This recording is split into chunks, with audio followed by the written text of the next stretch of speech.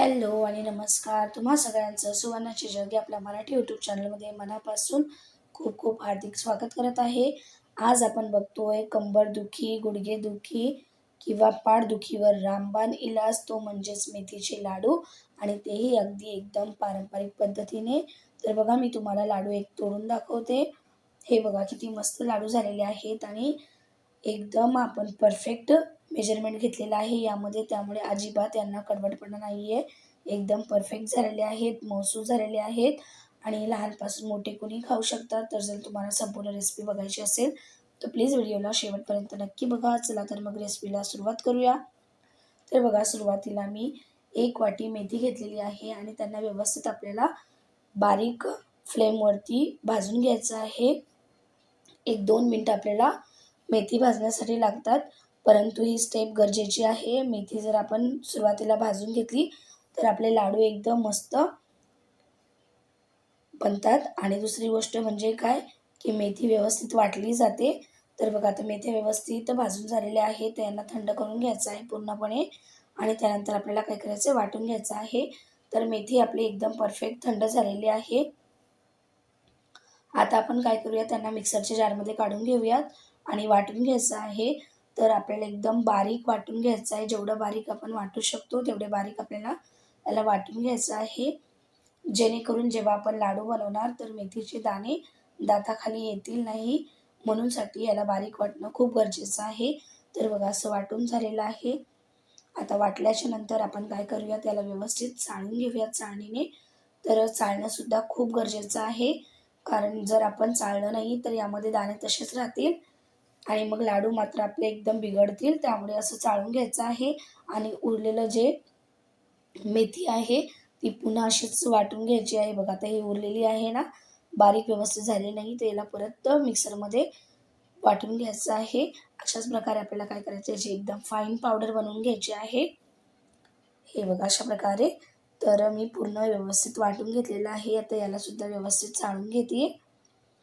तर हे बघा अशा प्रकारे आपल्याला काय करायचं आहे, व्यवस्थित चाळून घ्यायचं आहे आणि याचं जे चाळण आहे ते वेगळं करायचं आहे. हे बघा अशा प्रकारे. तर आपली मेथी व्यवस्थित चाळून झालेली आहे. आता आपण याला काय करूयात, एका दुसऱ्या भांड्यामध्ये काढून घेऊयात, ज्यामध्ये आपल्याला मेथी भिजवायची आहे. तर बघा आता मी दुसऱ्या भांड्यामध्ये काढून घेतलेलं आहे आणि बघा अशाच प्रकारे बारीक एकदम तुम्हाला सुद्धा वाटून घ्यायची आहे. तर मेथी व्यवस्थित मी बारीक वाटून घेतलेली आहे. तर आपली मेथी 1 वाटी होती, तर मी त्याच वाटीने दूध घेतलेलं आहे 1 वाटी. तर आपल्याला थोडं-थोडं करून यामध्ये दूध असं घालायचं आहे आणि मेजरमेंट आपण एका वाटीनेच घ्यायचं आहे. तर कोणतीही तुम्ही घरातली 1 वाटी सेट करा आणि त्यानेच तुम्ही सगळं मेजरमेंट करा. तर बघा आता यामध्ये मी थोडं-थोडं करून काय करते ना, असं दूध घालून घेते, जेणेकरून काय होईल, की याला व्यवस्थित मिक्स करता येईल. आणि बघा आपण जसं यामध्ये दूध घालतोय ना, तर मेथी एकदम सगळं दूध सुकून घेते, म्हणजे ड्राय होतीये लगेच. तर बघा यामध्ये थोडं-थोडं करून असं दूध घालून मी व्यवस्थित काय करते, याला मिक्स करून घेते. तर आपल्याला संपूर्ण 1 वाटी यामध्ये दुधाची घालून घ्यायची आहे. तर अशा प्रकारे ज्यावेळेला तुम्ही दुधामध्ये व्यवस्थित मेथी भिजवून ठेवता, तर त्यावेळेला तुमचे लाडू कडू व्हायचा चान्स खूप कमी राहतो आणि एकदम लाडू मऊसूद होतात. तर बघा आता मेथी व्यवस्थित भिजवून झालेली आहे आणि मिक्ससुद्धा मी केलेली आहे. तर आता यावरती काय करायचं आहे, आपल्याला झाकण ठेवायचं आहे आणि झाकण ठेवून याला काय करायचं, आपल्याला रात्रभर भिजवून ठेवायचं आहे. 12 ते 13 तास आपल्याला मेथी व्यवस्थित भिजवायची आहे. ही स्टेप खूप गरजेची आहे. तर नक्की तुम्ही पण फॉलो करा आणि संपूर्ण रेसिपी तुम्हाला समजायची असेल आणि तुम्हाला अजिबात कडू लाडू बनवायचे नसतील, तर प्लीज यामध्ये अजून काही टिप मी दिलेल्या आहेत. तर नक्कीच तुम्ही व्हिडिओला शेवटपर्यंत बघा आणि सगळ्या टिप्स ज्या आहेत त्या फॉलो करा, म्हणजे तुमचेसुद्धा लाडू अजिबात कडवट होणार नाहीत. आता मेथ्या मी भिजायला ठेवलेल्या आहेत. तर मी दुसरी प्रोसेस करते. तर बघा सुरुवातीला आता मी काय केलं आहे, दुसऱ्या दिवशी लाडू बनवायला घेतले. तर त्यासाठी बघा मी सुरुवातीला कढई घेतलेली आहे. त्यामध्ये मी 1.5 वाटी नारळ असा बारीक कापून घेतलेला आहे. तर मी नारळाचं खोबरं घेतलेलं आहे आणि त्याला व्यवस्थित बारीक कापून असं भाजून घेते 2 मिनिटं. तुम्ही पाहिजे तर खोबऱ्याचा किस वापरू शकता, पण मी शक्यतो सजेस्ट करेल की नारळच घ्या, सुका नारळ. तर बघा नारळ व्यवस्थित आपला भाजून झालेला आहे. आता याला मी काढून घेते आणि मी यामध्ये नारळ भाजताना तूप वगैरे काही घातलेलं नाही आहे. आता पुन्हा तीच कढई घेतलेली आहे आणि त्यामध्ये मी काय केलं आहे, 1 ते 1.5 चमचा तूप घातलेलं आहे. आता यामध्ये आपल्याला भाजायचे आहेत बदाम. तर मी 1 वाटी बदाम घेतलेले आहेत आणि ते व्यवस्थित काय करायचं, मीडियम फ्लेमवरती आपल्याला भाजून घ्यायचं आहे. हे बघा अशा प्रकारे. तर बदामसुद्धा आपले आता व्यवस्थित भाजून झालेले आहेत. तर यांना आपण काढून घेऊयात. हे बघा अशा प्रकारे. तर मी यांना काढून घेते. आता त्याच कढईमध्ये मी पुन्हा डिंक घेतलेला आहे. तर डिंक मी 2 ते 3 चमचे घेतलेला आहे. 3 चमचे. आणि यांना व्यवस्थित काय करायचं, आपल्याला तुपामध्ये भाजून घ्यायचं आहे. जोपर्यंत आपला डिंक व्यवस्थित फुलत नाही. हे बघा, डिंक आपल्याला एकदम व्यवस्थित फुलवायचा आहे. म्हणजे काय होईल की लाडूमध्ये एकदम मस्त मिक्स होऊन जाईल. तर बघा एकदम फुलून किती मस्त झालेला आहे आणि व्यवस्थित भाजला गेलेला आहे. तर आता याला आपण थंड करून घेऊयात. तर चला मी याला काढून घेते. आता बघा, ज्या मेथ्या आपण रात्रभर भिजत ठेवल्या होत्या, तर त्यासुद्धा मी घेतलेली आहे. तर बघा आता एकदम किती कडक झालेलं आहे, दगडासारखं एकदम. तर याला व्यवस्थित मोकळं करून घ्यायचं आहे आणि मेथ्याने बघा संपूर्ण दूध आपलं सुकून घेतलेलं आहे. आता काय करायचं आहे, व्यवस्थित अशा प्रकारे मी याला मोकळं करून घेतलेलं आहे. आता कढईमध्ये मी पुन्हा 1 ते 1.5 चमचा तूप घेतलेलं आहे आणि याला काय करायचं आहे, कढईमध्ये काढून घ्यायचं आहे आणि मेथ्या आपल्याला 2 ते 3 मिनिटं मिनिमम भाजून घ्यायच्या आहेत. तर मी इथे मीडियम फ्लेमवरती यांना भाजून घेते आणि जसं जसं आपण यांना भाजू ना, तर एकदम मोकळं सुटसुटीत होऊन जाईल. हे बघा अशा प्रकारे. तर आपल्याला काय करायचं आहे, यांना व्यवस्थित भाजून घ्यायचं आहे. एकदम जास्त वेळ नाही भाजायचं आहे, नाहीतर मग कडवट होतील. 1-2 मिनटं, 3 मिनटं बस आहे, त्याच्यावरती भाजायचं नाही आहे बिलकुल. तर बघा आता एकदम किती मस्त सुटसुटीत झालेलं आहे आणि मेथी आपली व्यवस्थित भाजली गेलेली आहे. तर अशाच प्रकारे आपल्याला हवी आहे. तर याला आपण थंड व्हायला साईडला ठेवून देऊयात. तर पुन्हा बघा, मी आता दुसरी कढई घेतलेली आहे आणि त्यामध्ये मी 2 चमचे तूप घातलेलं आहे. आता यामध्ये आपण घालतोय गव्हाचे पीठ. तर मी 1.5 वाटी गव्हाचे पीठ घेतलेले आहे आणि त्याला व्यवस्थित काय करायचं आहे, भाजून घ्यायचं आहे.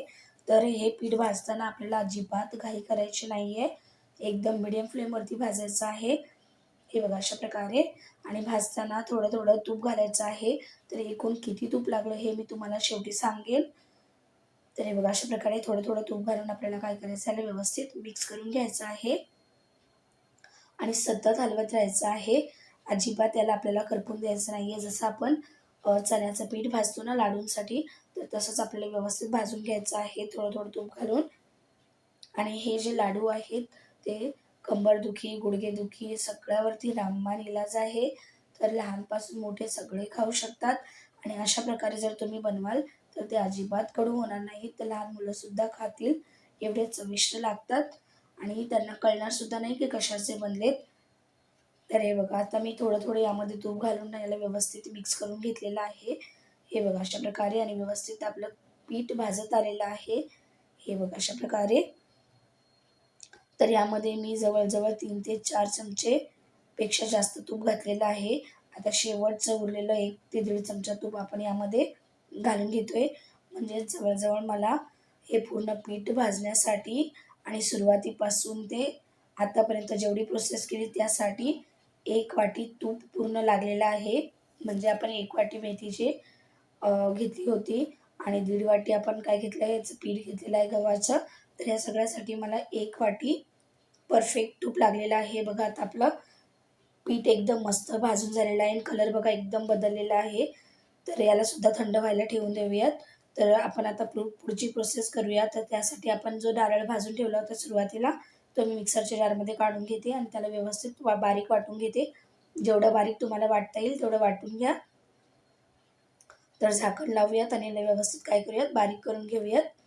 तर हे बघा आता व्यवस्थित मी बारीक वाटून घेतलेलं आहे. हे बघा एकदम मस्त पावडर झालेली आहे. तर याला आता आपण परातीमध्ये काढून घेऊयात. तर बघा अशी मी मोठी परात घेतलेली आहे आणि त्यामध्ये काय करते, सगळं मिश्रण व्यवस्थित काढून घेते. हे बघा आता नारळ आपला वाटून झालेला आहे.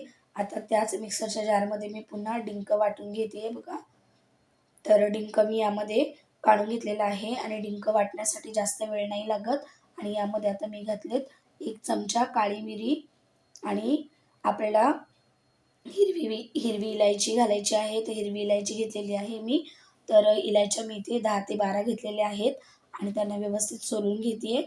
तर आपल्याला इलायची नाही घालायची अख्खी, त्यामधले फक्त बी वापरायचे आहेत आणि इलायचीचे जे साल आहे ते आपल्याला बाजूला काढून ठेवायचं आहे. तर इलायची मी सोलून घेतलेली आहे बघा आणि ते सुद्धा यामध्ये घालून घेते आणि डिंकासोबत आपल्याला काय करायचे, इलायची आणि काळी मिरीसुद्धा बारीक वाटून घ्यायची आहे.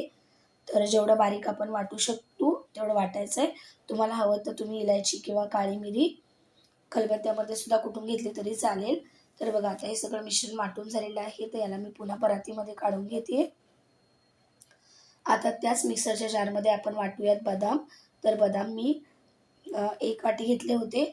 आता ते यामध्ये आपण व्यवस्थित बारीक वाटून घेऊयात. आपल्याला पावडर करायची आहे. अगर तुम्हाला हवं असेल तर तुम्ही थोडेसे दरदरे ठेवू शकता. तर बघा बदामसुद्धा आपले वाटून झालेले आहेत. आता यांना सुद्धा मी परातीमध्ये काढून घेते. हे बघा अशा प्रकारे. तर आपल्याला काय करायचं आहे, सुरुवातीला आपण मी पहिला मेथी काढून घेते जी आपण भाजून ठेवलेली. तर मेथी यामध्ये घालून घेते. मेथी पूर्णपणे थंड झालेली आहे बघा अशा प्रकारे. तर आता मेथी मी परातीमध्ये काढून घेतलेली आहे. आता त्याचबरोबर आपण जे आता बदामाची पावडर करून ठेवली होती ना, ती सुद्धा यामध्ये घालून घ्यायची आहे. हे बघा, थोडीशी प्रोसेस करायला वेळ लागतो, पण मात्र जेव्हा लास्टला जेव्हा याचा रिझल्ट येतो ना, एकदम फर्स्ट क्लास उत्तम येतो. आता बघा यामध्ये मी भाजून ठेवलेलं गव्हाचं पीठसुद्धा घालून घेते. तर हे बघा सगळं जेवढं आपण पीठ भाजून ठेवलं होतं ते सगळं यामध्ये घालून घेऊयात आणि सगळं व्यवस्थित काय करायचं आहे, आपल्याला एकजीव करायचं आहे अशा प्रकारे. तर या पद्धतीने जेव्हा तुम्ही लाडू बनवणार ना, एकदम मस्त लाडू होतात आणि एकदम पौष्टिक आहे, हेल्दी आहे आणि शरीरासाठी खूप चांगले आहेत. आणि आता थंडी चालू आहे, तर थंडीमध्ये तर एकदम शरीराला परिपूर्ण आहेत आणि ऊर्जा याच्यामध्ये खूप असते, कारण आपण नारळ, बदाम वगैरे सर्व पौष्टिक घटक यामध्ये वापरलेले आहेत. त्यामुळे हे हेल्दीसुद्धा आहेत खूप. आता बघा अशा प्रकारे सगळं मिक्स करून झालेलं आहे. तर अशाच प्रकारे मी एक लाडू बनवून दाखवते बघा तुम्हाला. ज्या लोकांना डायबिटीज आहे किंवा ज्यांना गोड चालत नाही, जे गोड खात नाही, तर त्यांसाठी तुम्ही असे सुद्धा डायरेक्ट लाडू बनवू शकतात आणि तेही चांगले एकदम मस्त वळले जातात बघा. अजिबात काहीच प्रॉब्लेम येत नाही. हे बघा अशा प्रकारे. तर ज्यांना डायबिटीज आहे किंवा जे गोड खात नाही त्यांसाठी तुम्ही लाडू बनवू शकता. तर बघा आता मी यामध्ये थोडंसं गोड वाढवते. तर मी यामध्ये गूळ घालते. तर गूळ मी यामध्ये 1 वाटी आणि 1-2 चमचे घातलेला आहे. तर तुम्ही कमी जास्ती तुमच्या अकॉर्डिंग करू शकता. मी गूळ घातलाय कारण यामध्ये गूळ घातल्यामुळे लहान किंवा मोठे सगळेच खाऊ शकतात. तर गूळ व्यवस्थित आता आपल्याला असा मिक्स करून घ्यायचा आहे. तर मी बारीक चिरून घेतलेला आहे गूळ. तर असा मिक्स करून घेते. हे बघा अशा प्रकारे.